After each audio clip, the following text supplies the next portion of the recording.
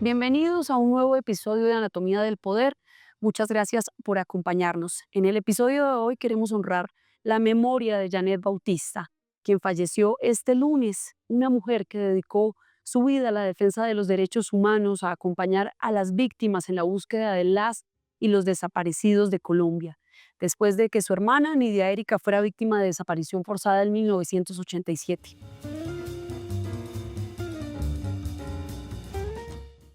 Janet deja un legado inmenso en la lucha por la verdad, por la justicia en Colombia. Se convirtió en un referente ético y político. No solo aportó a la visibilización del crimen de la desaparición forzada en Colombia, sino que también insistió en la tipificación del crimen y ayudó, contribuyó de manera inmensa en las medidas legislativas para luchar contra esta grave violación de los derechos humanos. Y por eso invitamos a otra mujer que es una autoridad en el tema de la desaparición forzada y que ha acompañado la lucha de centenares de mujeres y de familias buscadoras. Gloria Gómez, directora y fundadora de la Asociación de Familiares de Detenidos Desaparecidos ASFADES. Familia extendida de Janet. Doña Gloria, buenos días y gracias por recibirnos. Buenos días, no a ustedes, de verdad nuestro reconocimiento por ese compromiso, esa sensibilidad que los comunicadores tienen frente a esta realidad que es el crimen de la desaparición forzada y la violación de los derechos humanos y que detrás de todo esto hay una lucha desde las víctimas por lograr la plena vigencia de nuestros derechos y de toda la comunidad colombiana. Muchas gracias. Señora Gloria, yo lo decía en el inicio, usted es la familia extendida de Janet Bautista. Quiero preguntarle, tal vez por el camino que usted compartió con Janet Bautista en los primeros años de ASFADES, que fue la casa de Janet, y luego como parte de esa red de mujeres buscadoras. ¿Qué cree que fue lo más valioso que deja Janet, que Janet le aportó a esa lucha colectiva y cómo mantener vivo de una u otra manera su legado? Sí, realmente nosotras fuimos y somos, ¿no? Como el origen de esta lucha, más bien hemos ido extendiendo en el territorio nacional el apoyar que las organizaciones surjan como una acción terapéutica para las familias que vimos la desaparición forzada. ASFAES, que nace en 1982, por supuesto, en un momento de la historia de este país donde la represión, la violación a los derechos humanos era el pan de cada día y la desaparición aparece como la modalidad que en silencio empieza a ser utilizada para reprimir a todas aquellas personas que se oponían al régimen establecido, especialmente los militantes de izquierda. Yané llega a ASFADES precisamente a raíz de la desaparición de Nidia Erika el 30 de agosto y empezamos a caminar, ¿no? A buscar, respuestas, pero también a construir diferentes formas de hacer visible la desaparición forzada, de tocar los corazones, de, sobre todo esta sociedad indiferente. Recuerdo una frase de Janet, en aquella época decíamos que la indiferencia y la impunidad son las reinas, porque la sociedad frente a estas acciones públicas que hacíamos de marchas, ayunos, plantones, no reaccionaba eh, en una actitud de solidaridad, de reconocimiento a este dolor que cargamos las familias de los desaparecidos.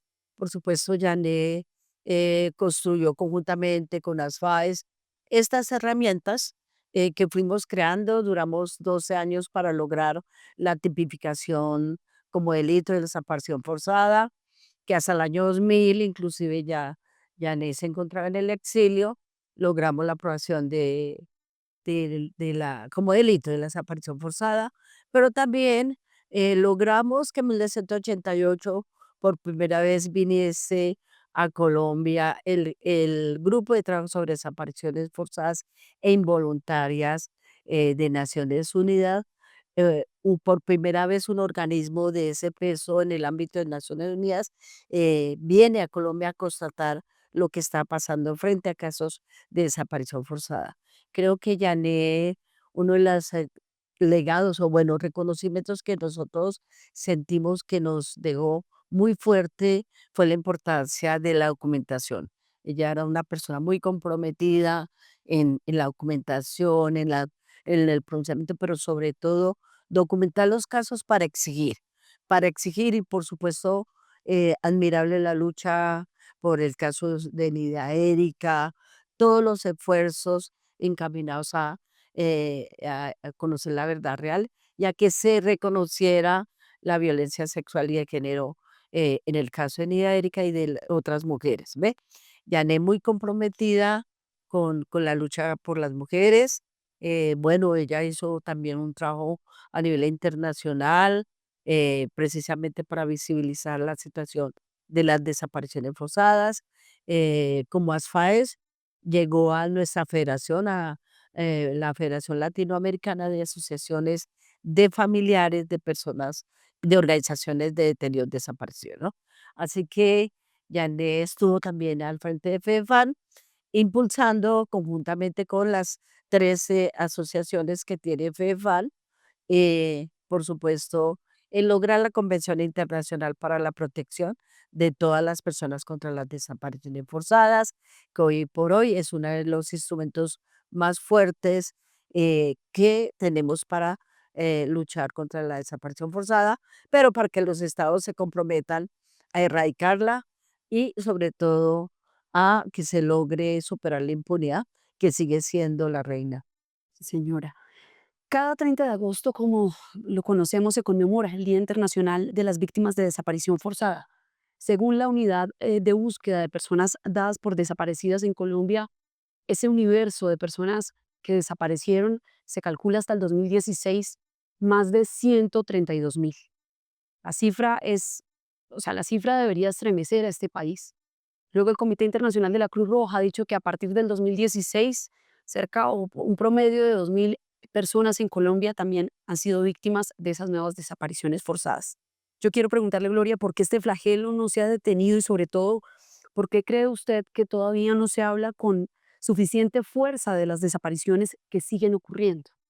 Bueno, yo quería precisar, Viviana, que el Registro Nacional de Desaparecidos, que surge y lo construimos en el ámbito de la Comisión Nacional de Búsqueda de Personas Desaparecidas, que se crea a partir y por mandato de la Ley 589 del 2000, es la responsable, conjuntamente con Medicina Legal, que hace parte de la comisión, en la actualización y del Registro Nacional de Desaparecidos.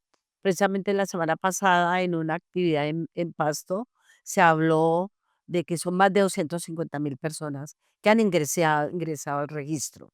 La unidad de búsqueda habla de los que se supone son producto del conflicto armado hasta el 2016, pero no tiene el consolidado. Nadie tiene el consolidado en Colombia, ni muchos otros países. Desafortunadamente, Colombia es uno de los pocos países que a pesar de tener herramientas muy fuertes, no son puestas al servicio de las víctimas y mucho menos de cumplir con el mandato que le otorga la ley, ¿no? Porque no hay voluntad política, ¿sí?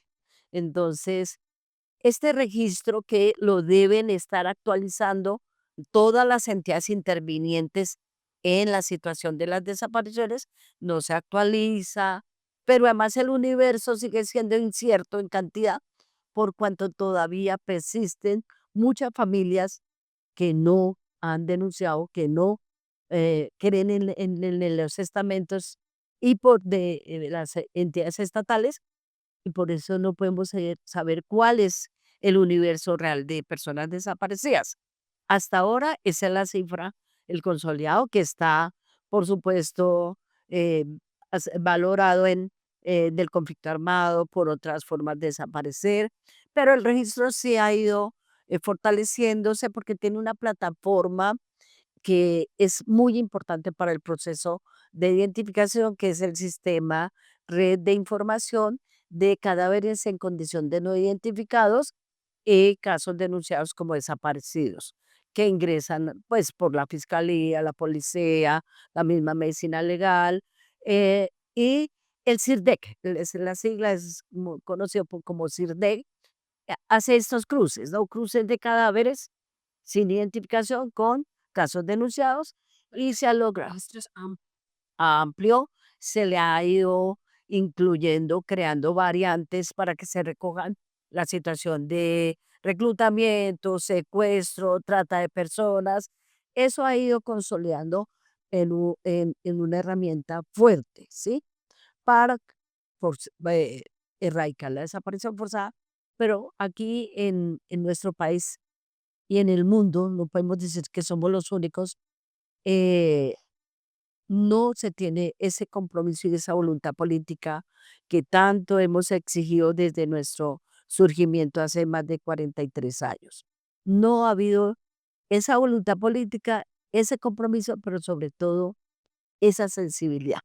Hemos logrado hoy entender, después de tantos años, que si logramos tocar el corazón de los funcionarios, logramos avanzar en los casos. Pero igual en Colombia, la impunidad y la falta de respuesta frente a las investigaciones, la agilidad en la búsqueda. Recordemos que la unidad de búsqueda de personas desaparecidas, dadas por desaparecidas, se me olvida el pedacito que hay que agregarle, en ese caso va hacia atrás del 2016, ¿cierto? Pero en este momento, ya lo mencionaba, hay un sinnúmero, porque tampoco tenemos el número exacto de cuántas personas han sido desaparecidas por diferentes, como lo llaman ahora, formas de desaparecer, pero son desapariciones que de verdad están como huérfanas de atención, huérfanas de búsqueda, porque ni la fiscalía atiende, ni la unidad busca, porque no tienes el mandato, ni la jurisdicción atiende. ¿Ve? Los unos plantean que por no ser víctimas del conflicto, no las asumen, y la jurisdicción y la justicia transicional plantea que eso le corresponde. Entonces, estas familias están en esa ambivalencia y solos, no tienen quien los atienda. ¿Ve? En este caso, pues eh, ahí hemos estado para que la comisión de búsqueda atienda estos casos, impulse los casos, presione a la fiscalía que hace parte de la comisión, pero que sin embargo sigue habiendo mucha deficiencia en el compromiso de la aplicación de la ley. Gloria, ¿qué tanto ha cambiado o cómo percibe usted el cambio de la percepción de la desaparición forzada en Colombia si usted lo comparara en 1987 por ahí con la actualidad, pero la percepción que tiene la sociedad civil? ¿Ha habido una evolución en esa percepción de este fenómeno de desaparición forzada o no? Yo creo que no podemos partir de no reconocer que hay avances, que esa lucha que surgió, que le hemos dado a los familiares con Yané, luego pues con su organización, la fundación, con otras organizaciones que se han ido creando en los territorios, todos estamos por lo mismo, lograr que realmente se busque a las personas desaparecidas, pero sobre todo se sancione a quien desaparece, porque ahí está como el nudo, porque cuando no hay sanción, se continúa cometiendo, ¿cierto? No hay, el delito sigue siendo constante, como decimos, no hay castigo. En el argot jurídico es sanciones, nosotros decimos castigo, ¿cierto? Eso ha sido, como dicen, la razón por la que en el mundo no, no se ha podido erradicar la desaparición forzada, porque no hay sanciones ejemplarizantes fre- y acordes a la gravedad de este atroz delito para que sirvan para erradicar esa parte, que no se siga cometiendo, que él se garantice el nunca más, ¿ve? Entonces, esta situación, si la comparamos de los 80, vamos a hablar de la década de los 80, a hoy se ha avanzado en el sentido que ya podemos hablar, ya incluso los medios de comunicación hablan que existen desapariciones, hablan de los desaparecidos, muestran, ¿sí? Producto de esto que logramos que hay una ley que tipifica, pero que hay una ley que ordena rendir homenaje, que se hace conmemoraciones. Esto ha avanzado. Frente a la visibilización hemos avanzado, pero la sociedad sigue asumiendo un desconocimiento. La mayor cantidad de la población en nuestro país desconoce esto de la desaparición porque quedó en el imaginario que el secuestro y la desaparición es lo mismo. Para allá va mi siguiente pregunta, ¿por qué la desaparición forzada en Colombia no genera el mismo interés o tiene, si se quiere, la misma visibilidad que otros delitos como el secuestro. Precisamente porque los medios de comunicación, vamos a hablar de finales de los 90 y el 2000 sobre todo, se asumió solo mostrar casos de secuestro, pero hablaban de cifras. Lo que nunca aclararon, porque no se interesaron en investigar, es que antes del 2000, cómo se denunciaba y cómo se recepcionaba las desapariciones forzadas.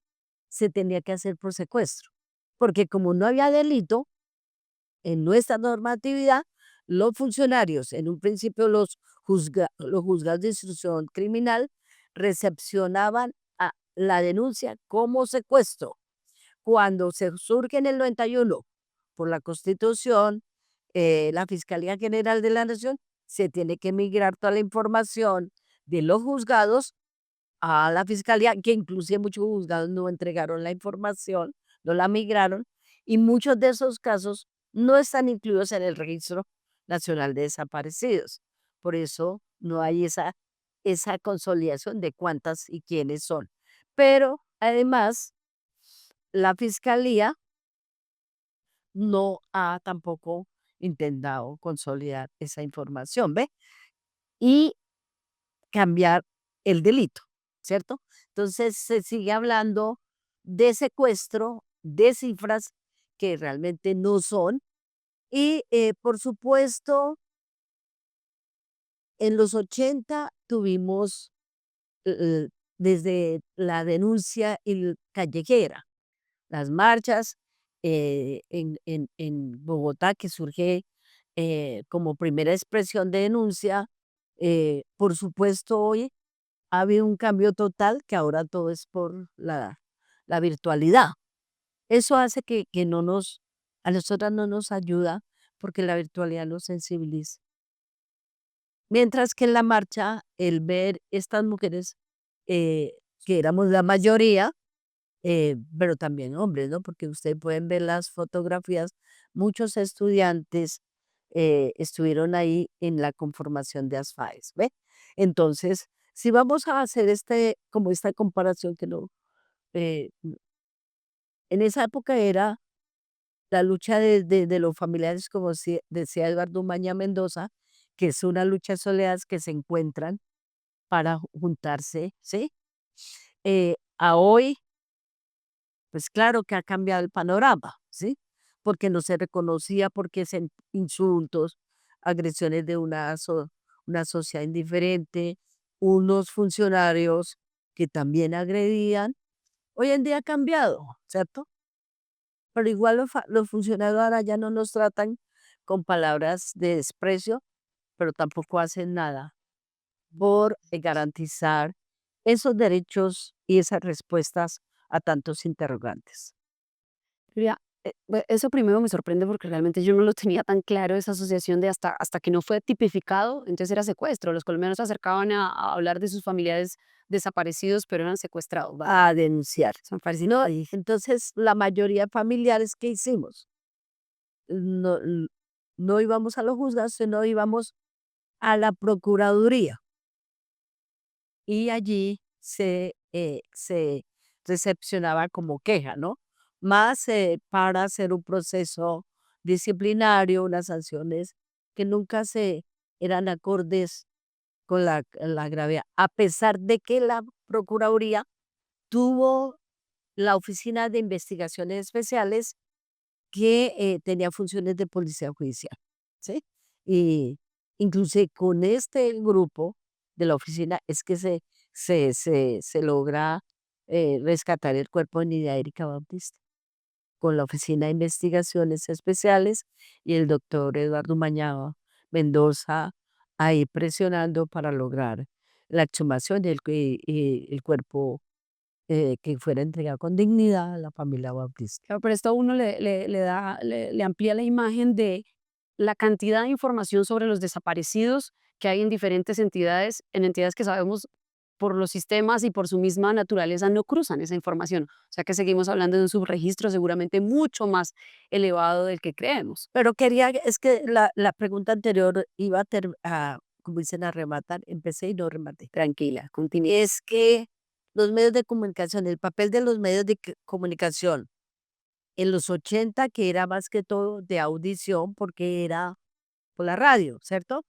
Luego viene la fuerza de los canales de televisión y los medios de comunicación, sus dueños, por supuesto, empezaron a hablar solo del secuestro. En Colombia, el único delito era secuestro y no existía, negaban la desaparición. Nosotras no teníamos acceso a esos medios, a lograr una entrevista, que nos hicieran una entrevista, bueno, eso era esporádico, pero además nos cambiaban lo que decíamos, ¿no? O sea, nos cortaban, editaban, ¿no? La edición.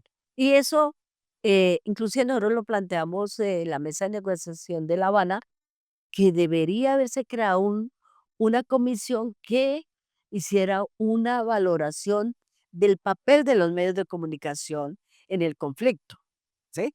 Cómo se ha desvirtuado, cómo ha habido negación, pero también cómo a veces los medios de comunicación utilizan una información incendiaria y desconociendo la realidad del conflicto social, político y armado.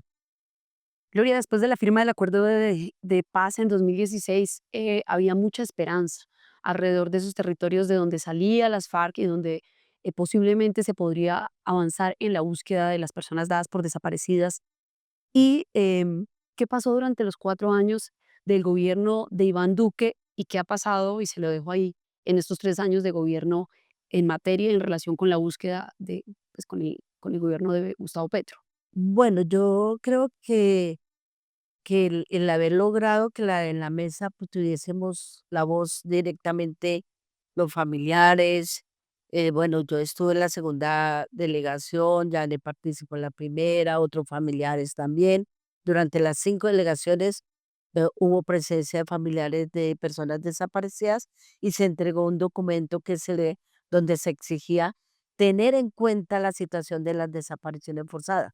No solamente la ANA, nosotros como ASFAES, en otros intentos de mesas de negociación, siempre estuvimos enviando información diciendo los desaparecidos no puede, la situación de los desaparecidos no puede quedar fuera de una negociación, ¿sí? Y se logró en La Habana que se crearan estos instrumentos en el punto 5 del sistema integral. Nosotros sentimos que esa esperanza y esa ilusión con que esperamos el acuerdo final, que desafortunadamente no se materializó en las acciones pedagógicas que se deberían realizar, y ahí juegan nuevamente un papel los medios de comunicación. No fue masiva la información del acuerdo final, de la implementación, y por el contrario, yo siento y sentimos y hemos valorado que el sistema integral lo debilitó el gobierno de Duque, totalmente lo desconoció, fue más una actitud de enemigo de la implementación del acuerdo, que por supuesto afectó al sistema integral de verdad, justicia, reparación y medidas de no repetición, que hoy es el sistema integral para la paz, ¿no? Entonces, sentimos que eso quedó ahí y ha sido utilizado para ni los unos asumir ni los otros, ¿ve? Es una situación muy preocupante, muy desesperanzadora. La esperanza dicen que es el último que se pierde, pero en este caso quedamos muy desanimadas porque el acuerdo, si se hubiera implementado, seguramente se hubiera fortalecido el sistema integral que debería, ¿no? Al menos garantizar la búsqueda de las personas desaparecidas, de todas las personas, ¿no? Las desapariciones forzadas, nosotros seguimos creyendo y estamos convencidas con esta experiencia de más de 43 años que la desaparición forzada en nuestro país y en el mundo sigue siendo el peor flagelo que vivimos. ¿Cuál ha sido el aporte que han hecho los comparecientes ante la Jurisdicción Especial para la Paz? Bueno, nosotras no vemos, porque es que los comparecientes, si bien es cierto, en La Habana lo pedimos, que esto deberían hacer fuerte cuando propusimos la Comisión de la Verdad y un instrumento que tratara exclusivamente la búsqueda de las personas desaparecidas.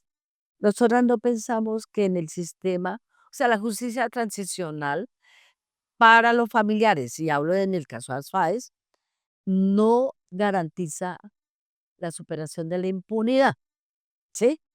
Sin embargo, en la mesa dijimos, en aras a construir la paz, ambas partes deben primero partir de reconocer la responsabilidad que le cabe tanto al gobierno o al Estado como a las guerrillas que sentadas en la mesa, en este caso las FARC,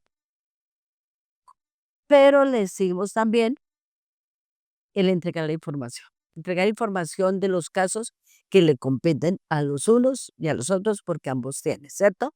Desafortunadamente, con la degradación del conflicto armado, las guerrillas también violentaron y tienen muchas infracciones al derecho internacional humanitario. Pero el Estado tiene demasiados casos de violación de derechos humanos y la utilización de la desaparición forzada como una acción violatoria a los derechos humanos en el marco del derecho internacional de los derechos humanos y por supuesto que ha generado impunidad, mayor impunidad. Entonces, no se ha cumplido con eso. Para nosotras, la jurisdicción no ha sentado y no ha sancionado a los perpetradores y a los responsables, a los inspiradores, a los financiadores de la violación de derechos humanos, especialmente en los casos de desaparición forzada. Ni siquiera la jurisdicción asumió la apertura del macrocaso de desaparición forzada. A partir de ahí, para nosotras, la jurisdicción está coja, porque en el caso de desaparición, esto de decirnos, no, presenten casos por aquí, por el 03, el 08, nos volvieron una cantidad, no, no, es que la desaparición forzada debe ser tratada exclusivamente como un crimen de lesa humanidad, como un crimen eh, que genera mucho daño, que no se supera y que hay responsabilidad tanto de los unos como de los otros y debería mostrar esa voluntad que se le exigió cuando se creó de la apertura del caso, para que tuviésemos la posibilidad de entregar todos los casos que tenemos del pasado y del presente. Y desafortunadamente no fue así. Eso me lleva a otra pregunta. Si uno pudiera, a partir de la información que ustedes han documentado, de las bases de datos cruzadas y de los patrones que se han mostrado en los hechos de desaparición forzada, decir cuál fue el actor armado que más utilizó la desaparición forzada en el marco del conflicto colombiano y quién desaparece hoy, pues después de la firma del acuerdo de paz, ¿se podría hacer por ahí un comparativo? No, es que si vamos a hablar a partir de los 70 que empieza a denunciarse como desaparición, eh, podemos decir que el paramilitarismo, que surge desde la legalidad, un decreto desde el 65 surge el paramilitarismo en Colombia. Hasta hoy son los mayores desaparecedores, los paramilitares. En segundo lugar vienen, sí, tanto Estado como guerrillas, ¿cierto? Pero no, si miran las estadísticas van a decir, no, que la guerrilla. Claro, pero están desconociendo todos estos casos que entraron como secuestro y que no los han migrado para que se reconozcan como violación de derechos humanos, porque en los 70, los 80 y parte de los 90 la desaparición fue responsabilidad directa del Estado por medio de sus agentes.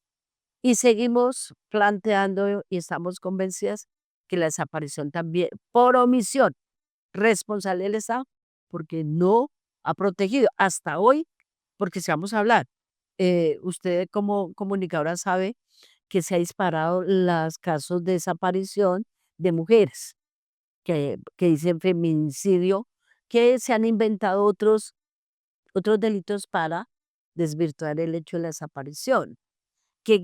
¿Cuál ha sido la motivación? No hay nada que motive a desaparecer a un ser humano, pero en este caso, la mayoría de los perpetradores o de los desaparecedores, en la mayoría de casos son sus mismos, las parejas, ¿sí? Pero entonces ahora nadie los quiere asumir.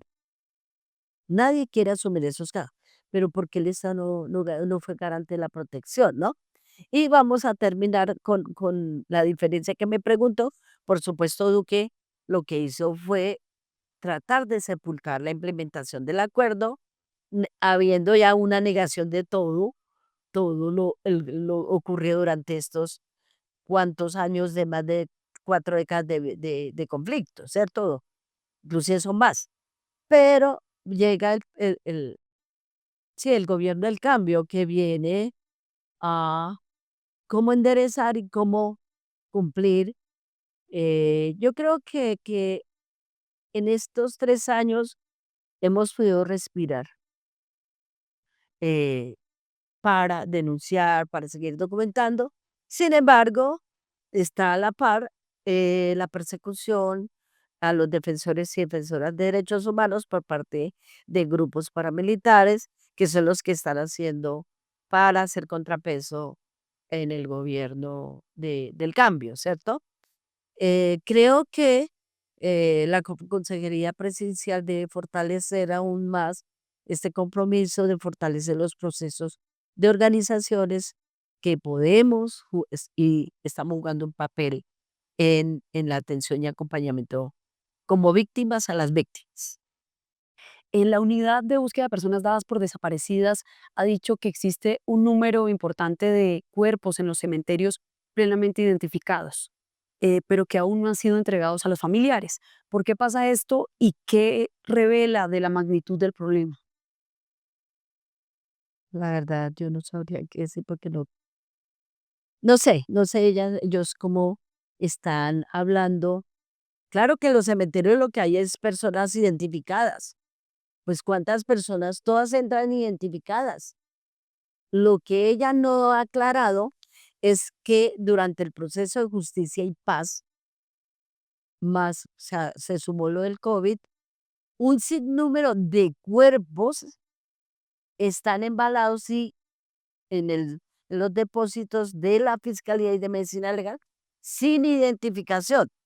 Ella habla de que se han identificado, nosotros no tenemos conocimiento y han sido pocos, inclusive los que se lograron identificar fue por un convenio que se firmó hace ya más de 10 años, el convenio 001-002, creo que fue, que se logró hacer ingresar la información de 35.000 necrodactilias, o sea, cuerpos que ingresaron a la plataforma y se hizo el cruce con la Registraduría General del Estado, que no había sido posible, y esos cruces necrodactilias con tarjeta de dactilares se logró identificar un sinnúmero eh, de estos cuerpos, pero no el total. Sigue habiendo, y eso es lo que hay que llamar la atención, sigue habiendo una cantidad de cuerpos embalados ahí, guardados, que no se pueden, te voy a decir por qué no se pueden identificar. Porque en tiempos de justicia y paz se exhumó en territorios donde no habían denuncias, porque los grupos paramilitares o las guerrillas no permitían las denuncias, ¿ve? Entonces, ¿qué se hizo? Esos casos ingresaron como cuerpos, pero a Justicia y Paz exhumó y exhumó en esos territorios donde no hay denuncias. ¿Con quién se coteja? ¿A quién se le saca, como dicen, la información? El cruce de información que tiene que ingresar no solamente al CIRDEC, sino al Banco de Perfiles Genéticos. ¿Ve? Para lograr identificar esos cuerpos, ¿qué se podría hacer? Lo que se hizo en Bosnia. Tomarle ADN a toda la población. Claro, Bosnia no tiene tantos habitantes como Colombia, ¿no? pero esa es una tarea que hay que hacer. Todos debemos tener la información genética en el banco de perfiles genéticos para que al hacer los cruces con estos cuerpos pudiésemos identificarlos y ubicar a la familia y entregarlos. Lo demás yo la verdad no, porque para nosotras, me refiero a ASFADES y otras organizaciones, la unidad dista mucho de estar cumpliendo con ese mandato exclusivo que se le dio, que es buscar, y de garantizar la participación efectiva de las víctimas en todo el proceso de la construcción y fortalecimiento del plan de los planes de búsqueda locales, que no ha sido posible con esta administración de la unidad. Mire, Gloria, a través de este oficio yo he conocido, seguramente usted eh, podrá hablar y con más autoridad de esto, hermanos, hermanas, hijas, hijos, padres y madres que siguen esperando que sus seres y sus familiares aparezcan. La mayoría conservan la esperanza independiente de cuántos años ha pasado desde que desapareció su familiar de encontrarlos con vida. Esperan volverlos a abrazar y tengo que decirlo, también he conocido familiares que mueren esperando justicia y esperando encontrar a su familiar desaparecido. ¿Qué pasa cuando el que busca ya no está para buscar? ¿Quién asume esa búsqueda? Bueno, en esa tarea estábamos tratando de fortalecer, como dice, eh, este tránsito intergeneracional. En algunas organizaciones se ha logrado los hijos nuestros, por decir, pero claro, en el caso de ASFADES, la primera generación, la mayoría ya falleció, que son los papás de, vamos a poner los 13 estudiantes, las 13 personas que en su mayoría eran estudiantes de la Universidad Nacional, o el caso de Omaira Montoya, o el de Plinio Gómez Gómez, que fueron de los 70 de los primeros denunciados. Los padres ya no están. Algunos de los hermanos, pues ya son bastante mayores, algunos no quieren porque no creen, porque no hubo resultados. O sea, ¿cómo pedir que la familia asuma cuando no ha tenido resultados ni siquiera le voy a poner un caso, si quiere haga una investigación que es un caso, que es el de Patricia Rivera de Bernal. Ella fue desaparecida el 10 de diciembre de 1982. La desaparecieron con sus 2 hijas, Gilma Eliana y Caterine, de 7 y 5 años, de 6 y 5 años. Hasta hoy, el caso de Patricia me gustaría que usted fuera a la fiscalía, ¿sí? O en otro momento miramos, nosotros hicimos derechos de petición, una y otra vez, y el caso de Patricia y sus 2 hijas sigue ahí quieto. Más el de el señor que desaparecen con Patricia, que trató de impedir que la metieran en un carro con sus niñas y también se lo llevaron, don Pedro Antonio Crespo, ¿sí? Eso de que son 4 personas desaparecidas, ¿cuántos años? Y el caso nunca se movió. Don José, el papá de Patricia, que estuvo insistiendo, el caso Umaña lo llevó, también insistió, y no pasó nada, porque los juzgados nunca hicieron nada, porque como no había delito. Y luego viene de la fiscalía y tampoco ha hecho nada, porque esos casos, como son antiguos, a nadie le interesan, están empolvados en el olvido total. Increíble. Según datos, perdóneme, Gloria, no sé si me quería decir algo más. No, es que siempre recuerdo el caso Patricia porque me parece un caso muy No, pues, no estoy sin de las palabras. niñas. Patricia dejó una niña de 1 año, ella creció, pues el abuelo la crió y pues como le pedimos a la hija de Patricia, que hoy en día debe tener unos 42 años, o, ¿sí? Que asumiera la búsqueda y la denuncia, ¿no? Porque primero la dejaron sin su mamá que no conoció, no conoció a sus hermanas, vio a su abuelo sufrir todo el tiempo y no pasó nada. ¿Cómo la motivamos a que crea en la justicia, ¿sí? En la implementación de justicia, ¿ve? No quiere saber nada. porque no hicieron nada por ella. ¿Ve? Gloria, le decía yo que los datos de Migración Panamá y de la OIM actualizados a 2024 eh, muestra que las principales nacionalidades que atraviesan por lo menos la selva del Darién son venezolanos, ecuatorianos, haitianos, obviamente colombianos, personas de África, especialmente de Camerún y Senegal, y de Asia pues, se habla de Bangladesh, de India y de Nepal. En lugares como Turbo hay cuerpos de migrantes fallecidos en la ruta norte, identificados como cuerpos no identificados. ¿Qué tanta información hay sobre los migrantes desaparecidos? Bueno, es bastante difícil, ¿no? Nosotras hemos recibido muchas llamadas, a mí me han contactado, especialmente familiares de personas venezolanas, muchos jóvenes. El problema es que no hay la suficiente información. Bueno, ahora han creado muchos organismos para atender la situación de los migrantes, pero recuerde que en los casos de desaparición, pues se debe a generar una atención focalizada exclusiva para casos de desaparición. Lo otro es que muchos de esos chicos, según la información de las familias, se vinieron porque fueron contactados por grupos acá, pero no se sabe en qué territorio, a dónde llegaron.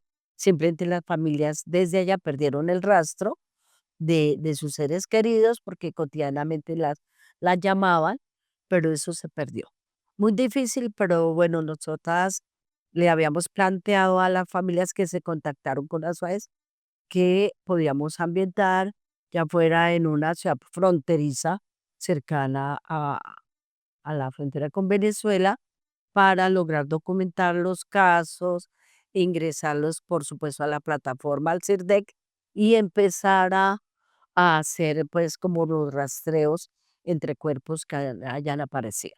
Pero mientras no tengamos la documentación, no se puede hacer esos rastreos, ¿ves? Sin embargo, hay casos que se han ingresado al CIRDEC y que tienen eh, ya un interés, pero no es lo que debería ser. ¿La búsqueda sigue siendo un asunto exclusivo de las mujeres? No, realmente la búsqueda ha sido una búsqueda de las familias. ¿Por qué se habla de las mujeres? Porque en los 70 y en los 80 quienes desaparecían a los hombres en un continente machista, que es donde las mujeres se quedaban en la casa mientras los hombres se organizaban, salían, trabajaban, eran los que eran activos. También porque fue en los 70 la juventud, los estudiantes son la mayor cantidad de víctimas de detención, desaparición, porque Latinoamérica toda los 70 se caracterizó por los estados utilizar la desaparición como acción represiva contra la juventud que estaba en las calles, ¿ve? Entonces, las mujeres, como además nos consideraban el sexo débil. Nosotros, ¿qué sabíamos hacer? Pues llevar la casa, los oficios y llorar, ¿no? Al punto que nos llamaban las lloronas. Entonces, nosotros este ejercicio de hacer memoria, cuando nos encontramos con las asociaciones, inclusive con las madres de Plaza de Mayo y las abuelas, nos decían, no, es que en ese entonces mi marido, que era el papá del desaparecido, decía, vaya usted que a usted no le hacen nada, porque como las mujeres éramos el sexo débil, no sabíamos hacer nada, no pensábamos de todo la capacidad se le daba a los hombres. Entonces, por eso son las mujeres las que empezamos a poner la cara, pero cuando ellos se dieron cuenta, los estados, que esta sensibilidad que nace del amor, porque las mujeres somos sensibles por naturaleza y porque así es una tradición también, ¿no? Entonces, a los hombres les fue negado llorar. Yo recuerdo que a mis hermanos, mi madre les decía, no chille, deje ser nena. ¿Ve? Entonces al hombre se le inculcó que llorar era debilidad, mientras que la mujer sí lo podía hacer, ¿ve? Entonces, este proceso de uno cambiar lo que le habían inculcado y volverse frente, ¿cómo se logró? pues por estos sentimientos encontrados entre el dolor de la ausencia, sí, forzada, y ese amor por ellos. Creo que nace una fortaleza que no sabíamos que teníamos y por eso las mujeres asumimos las banderas y muchos de los hombres se quedaron en los espacios detrás de las mujeres, también para protegernos, ¿no? Porque nosotros, usted puede mirar el recorrido, estas son marchas de los 80 las primeras, siempre sí hubo muchos hombres, los estudiantes, y los pocos que se animaban, muchos de ellos fueron desaparecidos. Yo le puedo mostrar en otro momento cuántos de los que están en esas imágenes, en los retablos, fueron acompañantes y luchadores contra la desaparición en esas primeras marchas, y los desaparecieron y los asesinaron por apoyar esta acción de denuncia, ¿ve? Entonces las mujeres asumimos eso como una acción que nos tocó porque éramos débiles, que se volvió una fortaleza y que empezamos a encontrarnos en que teníamos demasiadas fortalezas y demasiada creatividad desde el sentimiento, el amor por ellos y por ellas. Gloria Gómez, muchísimas gracias por su tiempo, por el trabajo enorme que durante estos años, una vida dedicada a la búsqueda de personas dadas por desaparecidas, acompañar a tantas familias colombianas, no solo en Colombia, sino en la región, y ese legado de dignidad y de búsqueda de la verdad y de la justicia que durante todos estos años la hemos visto recorrer. Muchísimas gracias por su tiempo y que sea usted la que cierre este episodio dándole un mensaje a esas familias colombianas que pese a todo lo que se ha hablado de desaparición, parecería que este no es un tema que está en la mesa de los hogares colombianos y que aún no logran conmoverse. Sí, yo creo que debemos seguir, como dicen, resistiendo, persistiendo e insistiendo por lograr la verdad, la justicia. Soy hermana de 2 personas desaparecidas. Una de ellas hizo parte como estudiante de la búsqueda, de, por supuesto, la fundación de ASFADES. Tengo mis hijos ya adultos comprometidos en la lucha también, ya estoy tratando de que mis nietos también estén ahí. Pero, yo creo que debemos seguir insistiendo, desde la dignidad y por la dignidad, para que estos estados y para que esta sociedad entiendan que este es el peor crimen que se puede cometer a un ser humano, a su familia, a su entorno social.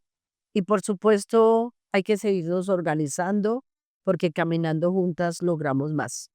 Y esta sociedad tiene que volcarse a la calle a repudiar la desaparición forzada y la violación de los derechos humanos. Todos debemos respetar desde la diferencia y reconocernos como seres humanos, desde la dignidad. Un agradecimiento especial a Escaleta Films por la producción de estos episodios, a Karen Buitrago por la edición, el diseño de los episodios de Anatomía del Poder, a Jairo Arenas, a Hernando Salazar y a Saber Fargetón por el contraste de fuentes y por la construcción de estos libretos. A ustedes la invitación para que nos sigan a través de nuestras redes sociales y para que se suscriban a nuestro canal de YouTube. Muchas gracias y nos vemos en una próxima oportunidad.